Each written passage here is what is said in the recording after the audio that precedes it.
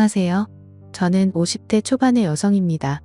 늘 힘들기만 했던 제 인생에 5년 전 기적이 찾아왔던 이야기를 해보려고 해요. 저는 보육원에서 자라늘 가족이 있는 사람들을 부러워했어요. 그래서 꼭 좋은 사람을 만나서 가정을 이루는 게 꿈이었어요. 고등학교를 졸업하고 보육원을 나오면서 어느 작은 회사에 취직을 하게 됐어요. 공장에서 일을 하고 옆에 있는 기숙사에서 자취할 수 있는 곳이었어요. 열심히 돈을 모아서 혼자 자취할 만큼 컸어요. 나만의 공간을 가지고 싶었거든요. 그렇게 돈을 모으는데 열중했던 어느 날 남편을 만나게 되었어요. 사무직이었던 남편이 공장에 샘플을 전달하러 왔다가 저와 만나게 된 건데요. 저는 그때 공장 사무실에서 격리를 하고 있었어요.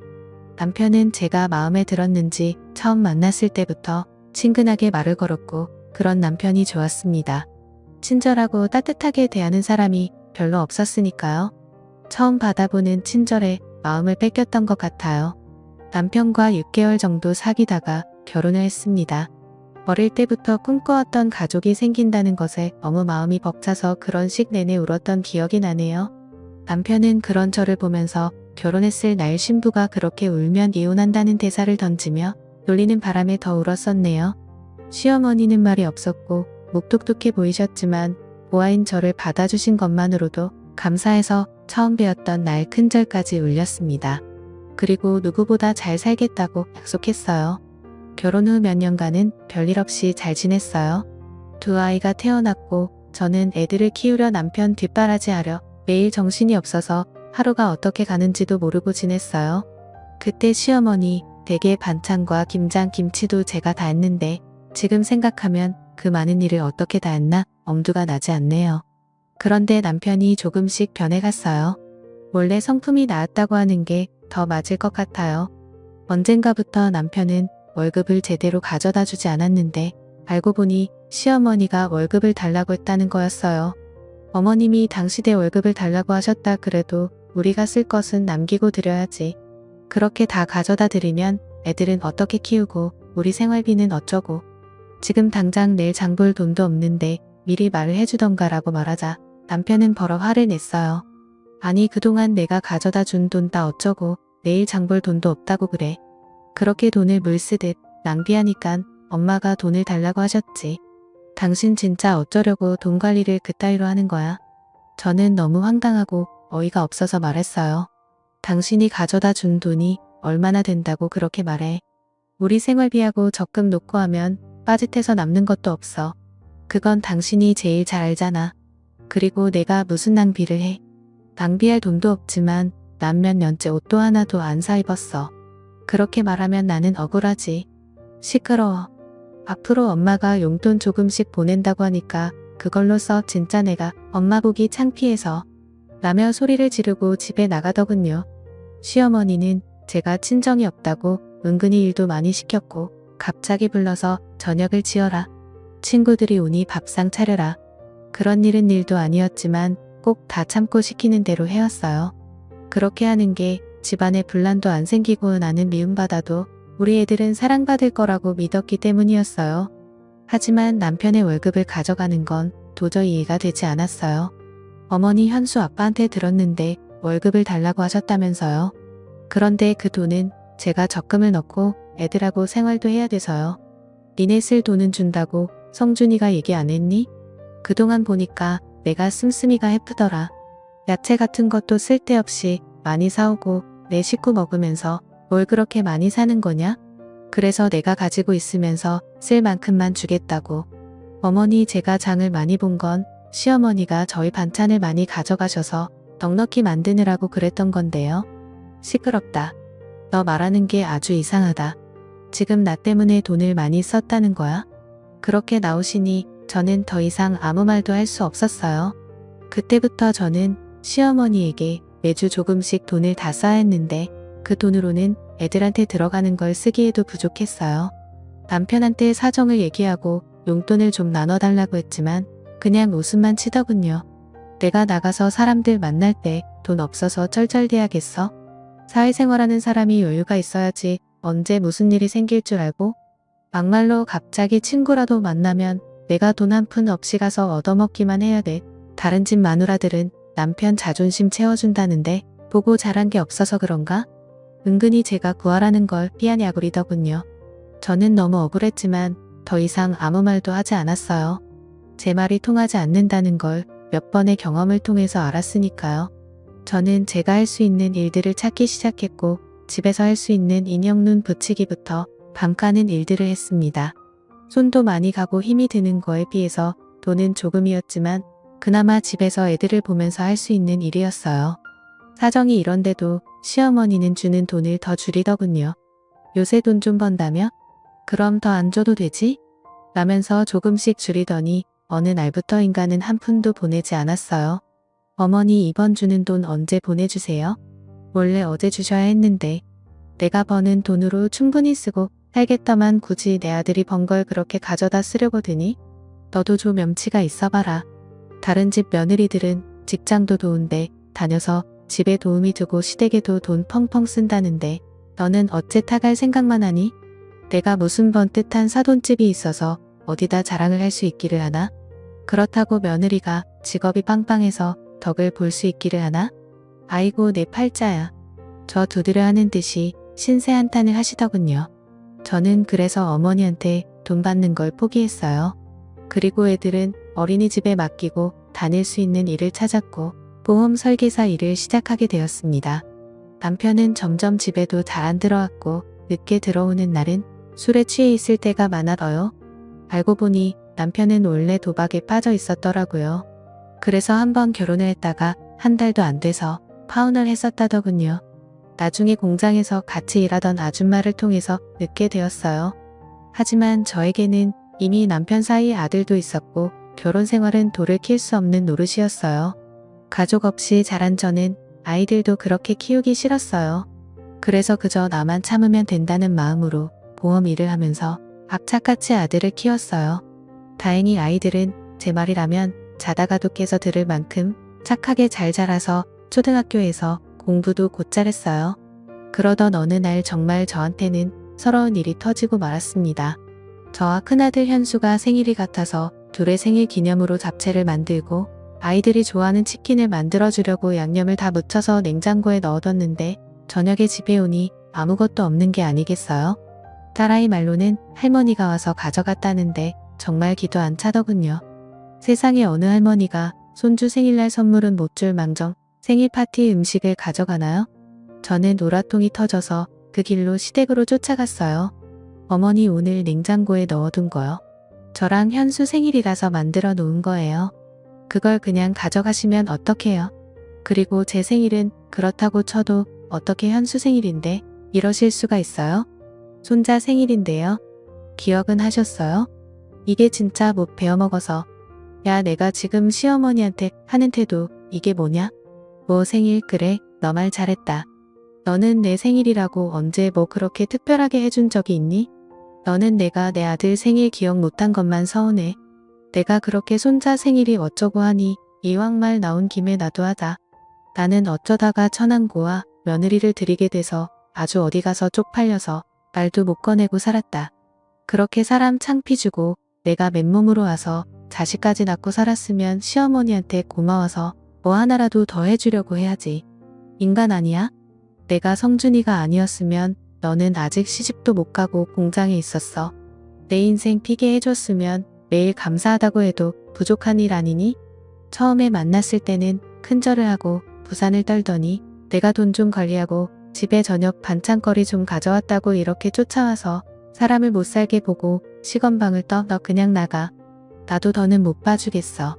계속 이럴 거면 혼자나. 저는 애들을 두고 나가라는 말에 시어머니가 저한테 퍼부었단 막말을 그저 다 흘려듣고는 집으로 얼른 돌아갔어요. 남편은 역시나 집에 들어오지 않았고 새벽동이 틀 무렵 제가 출근하려고 일어날 때 술에 취해 들어와서 씻지도 않고 잠이 들었어요. 정말 모든 걸 놔버리고 도망가 버릴까 하는 생각이 굴뚝 같았어요. 하지만 애들한테 부모 없는 삶을 물려주고 싶지 않아서 참았습니다. 그러던 어느 날 저는 보험 계약을 하는 분과 이야기를 하다가 경찰의 가족 찾기라는 프로그램이 있어서 거기에 DNA를 등록하면 가족을 찾아준다는 말을 듣고는 경찰서를 찾아가서 DNA를 등록하게 되었어요. 혹시라도 제 가족 중에 누군가가 있을지 모른다는 희망을 가지고 말입니다. 그만큼 시어머니와 남편이 제게 주는 사랑은 너무나 컸습니다. 하지만 시간이 지나도 연락은 오지 않았고 저도 처음에는 궁금해서 몇 번은 경찰서도 찾아가 보고 연락도 해봤지만 아무 성과가 없자 그냥 포기를 하고 살게 되더군요. 그리고 반년 후 남편은 회사에서 정리해고를 당했어요. 전화로 딸에게 아빠가 정리해고됐다며 집에 있는다는 이야기를 듣고 서둘러서 들어가 보니 시어머니가 계시더군요. 저는 얼른 애들을 학원에 보냈어요. 시어머니나 남편의 표정이 심청치 않았으니까요. 이제 매달 상준이가 주던 월급은 내가 줘야겠다. 내가 요새는 애들 아빠보다 잘 번다는 것 같던데 난 그냥 상준이가 주던 만큼 안 줘도 된다. 어머니 저는 제 월급 못 드려요. 애들 학원비도 많이 나가고 앞으로 대학 보내려면 지금보다 돈도 더 많이 필요해요. 안 그래도 요즘 보험 계약하는 사람들이 줄어서 많이 어려워요. 그리고 저 그렇게 많이 버는 거 아니에요. 너는 아무것도 없이 시집 와서 이만큼 살아놓고도 내 거 챙기겠다고 그러는 거야? 내가 감히 우리 엄마한테 따박따박 말 대답을 해? 내가 항상 이런 식으로 엄마를 대했구나? 그런 식으로 말하지 마. 나도 할 만큼 했어. 이건 내가 잘 먹고 잘 살겠다는 거 아니잖아. 우리 현수랑 현아를 위해서 그런 거라고. 어머니는 그동안 당신한테 가져간 돈도 아직 있는데 그거 안 쓰고 모아주신다고 했다며? 그럼 진짜 그 돈 쓰면 되잖아. 너 진짜 간도 크다. 내가 꼭 우리 아들이 힘들게 번 돈을 쓰라는 것처럼 말하는구나. 내 아들 돈이 그렇게 웃음이 그 돈을 막 쓰겠다고 하는 거야? 당신 이제 됐고 큰 소리 마. 그럼 엄마는 현수 생각은 안 한다는 거야? 둘은 앞뒤가 안 맞는 말을 하면서 저를 잡아먹을 것처럼 굴었어요. 그래도 저는 물어날 수 없었어요. 제가 버는 건 분명히 한계가 있는데 시어머니가 돈을 달라는 대로 그렇게 줬다가는 언제 또 낭패를 당할지 모를 일이었어요. 남편은 제가 계속 돈을 안 넣을 것 같자 이제는 자기 용돈만이라도 달랐더군요. 그건 어머니가 전에 당신 돈 가져가신 거에서 주셔야 될 것 같은데 당신 돈 우리한테 쓰는 건 아까워도 당신이 쓰는 거지만 주실 거야. 아니 진짜 이 여자가 왜 자꾸 내 돈을 꺼내 쓰라고 난리야? 남편은 길길이 날뛰었고 그 뒤로 집에서 자주 행뜨를 부리고 돈 내놓으라고 소리를 질렀어요. 저는 아이들이 남편 때문에 피해보는 것이 싫어서 몰래 밖에서 만나서 돈을 주며 학원으로 바로 보내고는 했습니다. 아이들은 저에게 저런 사람은 아빠도 아니고 할머니도 아니라면서 남보다 더하다고 이혼하고 편하게 혼자 살으라고 했습니다. 이제 겨우 중학교 2학년인 딸아이가 하는 말에 가슴이 찢어질 것 같았어요. 그래도 저는 저런 아빠라도 애들한테 있는 게 낫다고 생각했어요. 그래야 나중에 애들이 지금 제가 겪는 서름을 겪지 않을 테니까요. 그렇게 몇 달이 지났는데 하루는 녹초가 돼서 집에 들어가려고 하니 문이 열리지 않는 거예요. 현관 비밀번호를 몇 번이고 다시 눌러서 경고음이 울렸지만 문이 열리지 않았어요. 당신 안에 없어? 왜 문이 안 열리지? 여보. 남편은 전화도 받지 않더군요. 그러다가 저희 집에 시어머니가 오시길래 문이 안 열려서 사람을 불러야 할 것 같다고 말했습니다. 그랬는데 시어머니는 문을 열고 들어가 버리더니 잠가 버리더군요. 내가 돈을 못 주겠다면 우리도 가만히 있을 수 없다. 우리 집에 하나도 도움이 안 되는 며느리는 이제 필요가 없다고 나가. 여보 어머님 말씀이 진짜야? 맞아? 계속 문을 두드리자 남편은 나와서 저에게 삿대질을 하면서 다 필요 없다는 말 못 들었어. 나가라고. 학원에서 밤늦게 온 아이들은 이 사실을 알고 울고불고 난리가 났지만 시어머니는 오히려 니들이 그러면 엄마만 더 힘들게 될 줄 알아. 현수 너 함부로 엄마 찾겠다고 나서면 가만 안 둘 거야. 라면서 애들한테 겁을 줬다고 하더군요. 저는 결국 혼자서 잠만 잘 수 있는 원룸을 구했고 더 악착같이 돈을 모아야겠다는 생각에 야식 업체에서 설거지까지 했어요. 가끔 애들을 보러 가는 날이면 눈물바다가 됐어요. 애들은 자꾸 저와 살겠다고 했지만 아직은 그럴 형편이 아니었어요. 저는 그저 애들에게 조금만 더 참으라고 말할 수밖에 없었어요. 그러던 어느 날 저는 뜻밖의 전화를 받았습니다. 가족 찾기에 등록한 DNA와 일치하는 사람들이 나타났다는 거였어요. 너무 믿기지 않아서 경찰서로 쫓아가니 지난주에 어떤 할아버지가 어렸을 때 잃어버린 딸을 찾고 싶다고 오셨는데 DNA 검사 결과 가족인 것으로 밝혀졌다고 말해주는데 저는 입이 다물어지지 않았어요.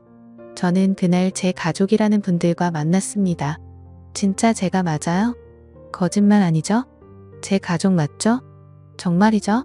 제가 몇 번이고 얘기를 하자 그분들은 저를 껴안으며 펑펑 우셨어요. 알고 보니 제가 3살이 되던 해 할머니가 어떤 무당한테 제가 집에 있으면 가세가 기운다는 말을 듣고 가족들 몰래 저를 보육원에 버리셨다는 거예요. 할머니는 저를 잃어버렸다고 거짓말하셨다가 돌아가시기 직전에 사실대로 말씀하셨다고 하네요. 그러다가 제 어머니가 중병에 걸려서 돌아가시기 전 저를 꼭 보고 싶다고 하셔서 혹시나 하는 마음에 저를 찾게 되었다고요. 저만큼이나 가족들도 힘든 생활을 보냈구나 생각하니 눈물이 앞에 가렸어요. 그리고 제 이름은 이유미가 아닌 박혜선이라는 것도 알게 되었습니다. 저는 가족들에게 이끌려 어머니를 보러 병원으로 갔어요. 엄마 혜선이요. 엄마가 그렇게 보고 싶어하는 혜선이 왔어요. 오빠가 하는 말에 주무시고 계시던 엄마는 눈을 뜨시고 방상한 손을 뻗어 제 손을 잡으셨어요. 엄마. 저는 다른 말이 나오지 않아서 그저 엄마라고만 하면서 울었습니다. 어머니는 병원에서 제 손을 잡아보시고는 며칠 뒤에 세상을 떠나셨습니다.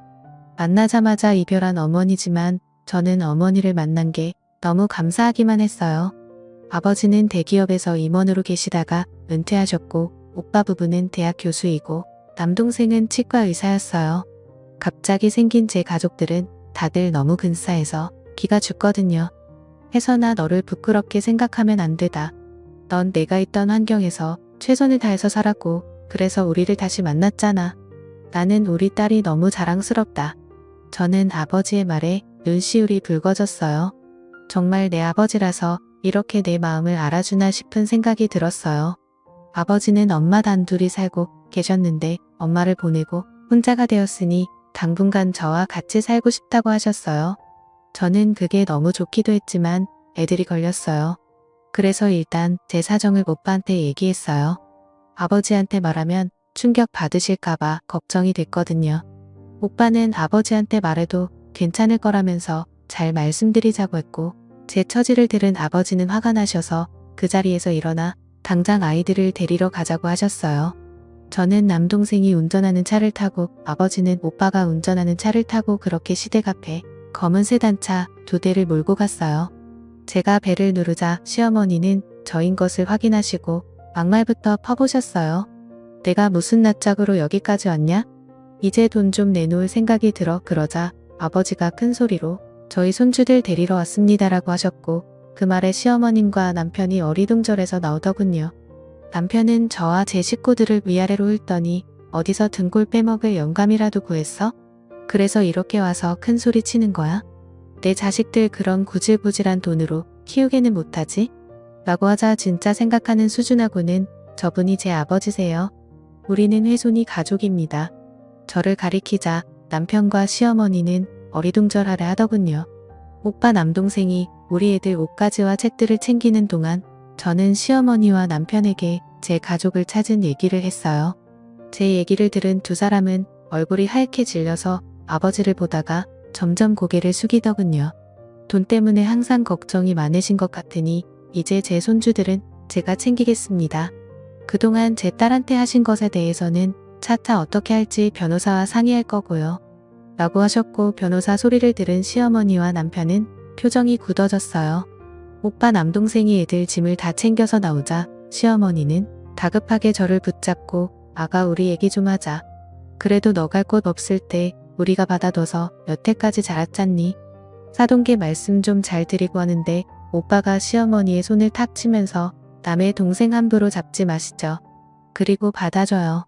어디서 그런 말씀을 하시죠. 제 동생이 결혼을 했지 이 집에 일하러 들어온 일 뿐입니까? 사람이 힘없다고 막대하고 그러는 거 아닙니다. 라면서 차갑게 말했어요. 시어머니는 쩔쩔매기 시작했습니다. 아가 내가 정말 큰 실수를 했다. 정말 미안하다. 내가 잘못했어. 여보 미안해. 당신이 돈 안 주니까 그만 꼭 해서 정말 내가 바보 같아서 미안해. 돈을 안 준다고 해서 당신이 그렇게 말을 해. 난 당신이 벌은 돈 거의 만져보지도 못한 사람이야. 그런데 내가 아이들하고 먹고 살겠다고 돈을 안 준다고 사람을 그렇게 내도 못 참 그것도 일하고 들어온 사람을 나 이혼 소송할 거니까 그렇게 알고 있어. 저는 애들을 데리러 학교로 갔고 갑자기 왜 할아버지와 왜 삼촌이 생긴 아이들은 어안이 된 건 했지만 곧 너무 기뻐하며 좋아해줬어요. 그리고 시어머니와 남편은 몇 번이고 제게 연락을 하고 찾아오기도 했지만 만나지 않았어요. 한 번은 제가 오빠 부부와 백화점에 갔는데 어떻게 알고 시어머니가 저희를 쫓아오신 거예요.